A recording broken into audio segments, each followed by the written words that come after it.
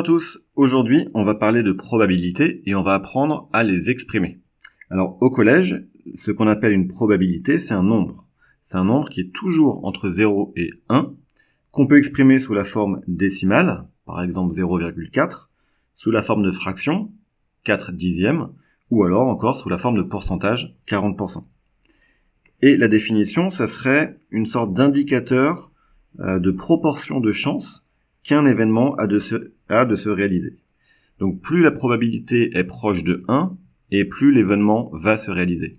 Par contre, si la probabilité se rapproche de 0, l'événement aura moins de chances de se réaliser.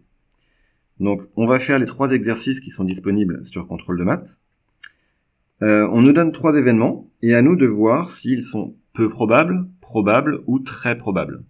Alors une indication peu probable, ce serait par exemple une probabilité de 0,2, probable 0,5, on dirait une chance sur 2, et très probable 0,8, ce qui équivaut à 80% du temps.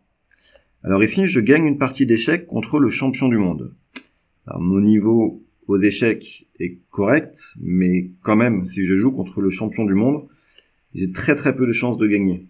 Donc la probabilité que je gagne la partie est très faible, donc c'est peu probable. La deuxième, obtenir une carte noire dans un jeu de 52 cartes. Dans les jeux de cartes, il y a la moitié qui est rouge, la moitié qui est noire.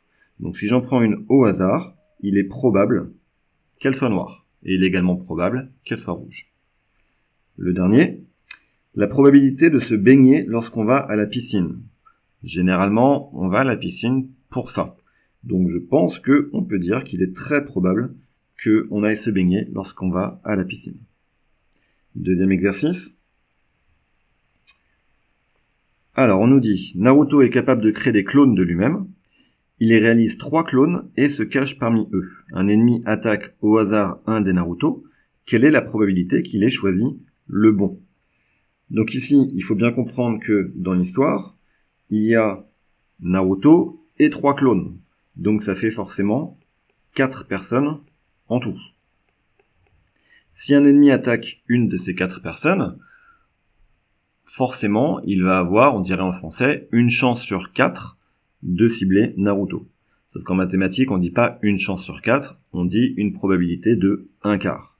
Donc la réponse ici serait 1/4. On peut également la donner sous la forme décimale, 0,25.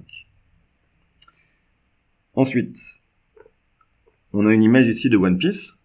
Si je choisis au hasard un personnage sur cette image, quelle est la probabilité que ce soit une femme? Alors il faut compter le nombre de personnages au total, donc il y a 5 personnes en tout, et parmi ces personnes, combien sont des femmes? Alors, moi j'en vois qu'une seule. Du coup, la probabilité de choisir une femme va être de 1 sur 5, 1/5. Encore une fois, c'est égal à 0,2.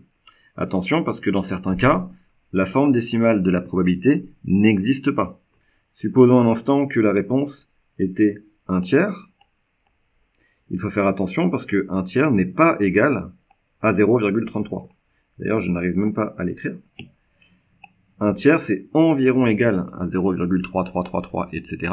Mais ce n'est pas tout à fait égal, donc on ne peut pas l'écrire. Par contre, pour 1/5, il n'y a pas de souci. Deuxième question. Quelle est la probabilité que ce soit un homme? Je compte les hommes.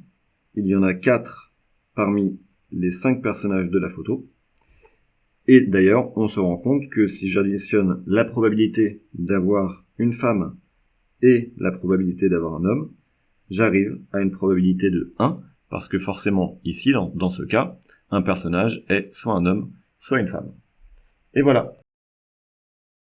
Si tu penses avoir compris, alors abonne-toi à ma chaîne et viens vite sur contrôledemaths.com. Tu y trouveras toutes mes vidéos, des cours et des exercices aléatoires corrigés. À bientôt!